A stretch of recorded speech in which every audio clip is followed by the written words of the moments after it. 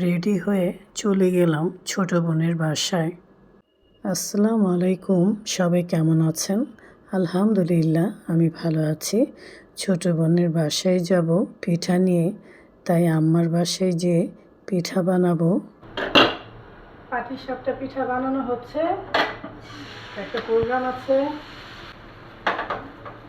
তো চেষ্টা করে অবশেষে পাটিসাপটা পিঠাটা বানালাম। দেখো এখানে গুড়ের পাটিসাপটা, আর এটা হচ্ছে এমনি সাদা কালারের। এখন এই খেসাটা এইভাবে দিয়ে দিচ্ছি।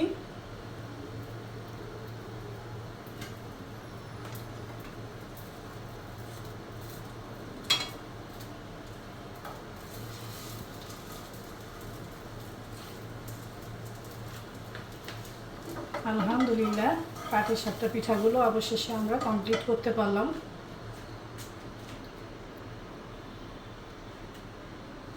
আর কেনার চেয়ে আমার কাছে মনে হয় যে ঘরে পাটিসাপটাটা বানিয়ে দিলেই বেশি ভালো। তো আরেকটা দিয়ে দিই এখানে, আরও কয়েকটা হবে আর কি। অনেক ব্যস্ত ছিলাম পিঠা নিয়ে, তাই আর তখন ভিডিও করে দেখানো হয় নাই।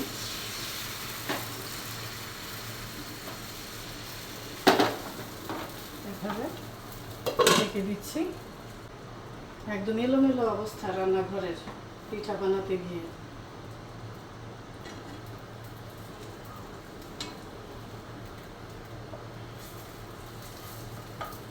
খুব ঝটপট হয়ে যায় পাটিসাপটা পিঠা।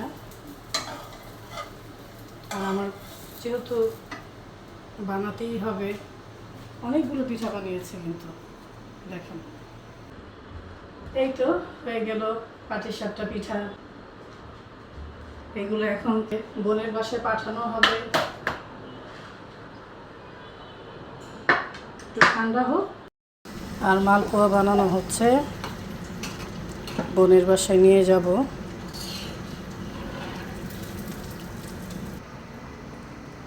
এই তো কতগুলো বানিয়েছি, এই 1 কাপ করে দিয়ে দিচ্ছি।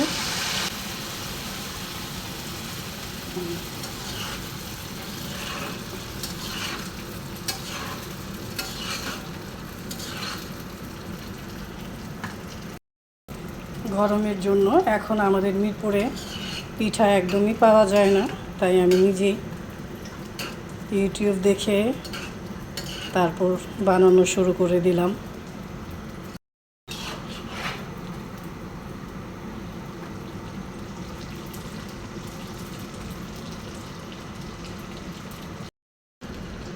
এই হচ্ছে লাস্ট মালপোয়া বানানো, এটা করলেই শেষ হয়ে যাবে।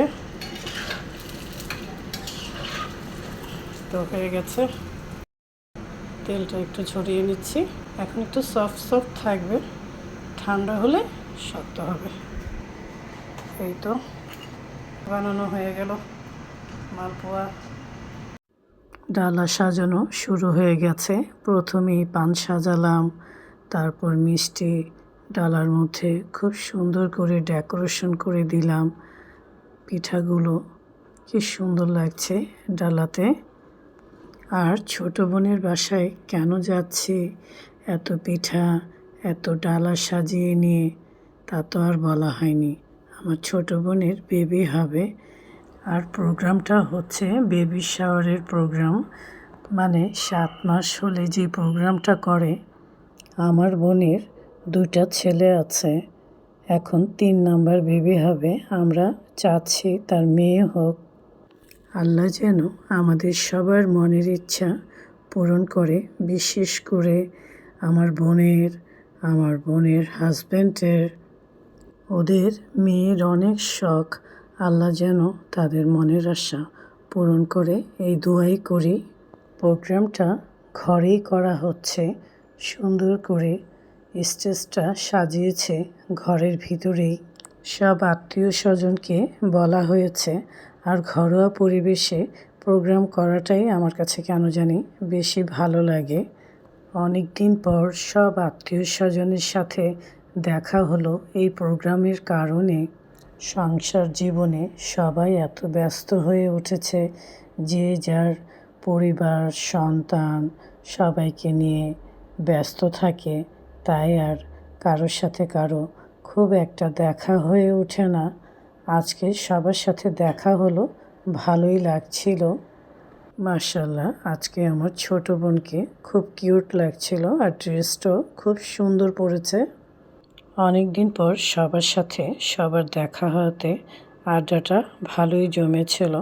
অনেক কথা হলো, সবার সাথে অনেক গল্প হলো।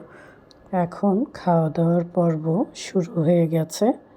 আমাদের বাসার সবাই বসে গেল একসাথে টেবিলে। অনেক রাত হয়েছে আর ক্ষুধাও লেগেছে সবার। যে যার মতো করে খাওয়া দাওয়া শেষ করলো। আর এদিকে আব্বা চলে যাবে, তাই আমার ছোট বোনের সাথে একটু ভিডিও করে নিচ্ছে। আমার চাচাতো বোন, মামাতো বোন তাদের বাচ্চাদের নিয়ে এসেছে, আর বাচ্চারাও প্রচুর দুষ্টুমি করছে। ঘর ভর্তি মানুষ, এখনও খাওয়া দাওয়ার পর্ব চলছে গল্প, আড্ডা। রাত তো আর কম হলো না। এই যে আমার ছোট বোনের ছেলে আমার আম্মার সাথে বিদায় নিচ্ছে, চলে যাবে। আমরাও যাব। যাওয়ার আগে আমার ছোট বোনের সাথে একটু ভিডিও করে নিলাম সবাই মিলে। সবাই ভালো থাকবেন, সুস্থ থাকবেন। আমার বোনের জন্য সবাই দোয়া করবেন, ওর মনের ইচ্ছা যেন আল্লাহ পূরণ করে। মা আর বাচ্চা দুইজনই যেন সুস্থ থাকে। এখন আসি, আল্লাহ হাফেজ।